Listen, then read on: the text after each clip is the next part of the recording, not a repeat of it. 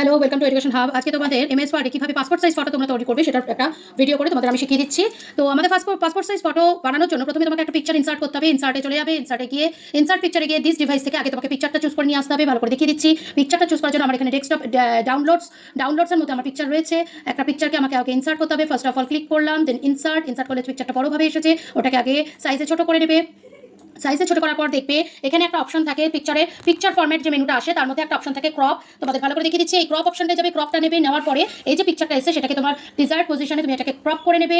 যতটুখানি নিয়ে তুমি একটা পাসপোর্ট সাইজ ফটো বানাতে চাও ততটুখানি ক্রপ করে নেবে। ফার্স্টে ক্রপ করে এন্টার মারবে, তোমার ক্রপটা হয়ে গেছে। যদি মনে হয় একটু এনলার্জ করলে ভালো লাগবে তাহলে সেই সাইজটা তোমরা রেডি করবে। এবার তোমরা নিচে একটু ছবিটা নিচে এসে ডবল ক্লিক করে কার্সারটাকে প্লেস করবে। কার্সারটাকে প্লেস করার পরে তোমরা সোজা চলে যাবে এখানে ড্রতে যাবে, এই ড্রতে না ইনসার্টে যাবে, ইনসার্টে গিয়ে টেবিলে যাবে। সেখানে আগে তোমরা এখানে সেলস অ্যান্ড কলামস এমনভাবে রোজ অ্যান্ড কলামসটা নেবে যে যতগুলো তোমার পিকচার লাগবে ততগুলো তোমরা আগে ঘর তৈরি করে নেবে, টেবিলস বানিয়ে নেবে। দেন পিকচারটার গায়ে ক্লিক করে কন্ট্রোল এক্স দিয়ে কাট করে দেবে। Then select the table and control V.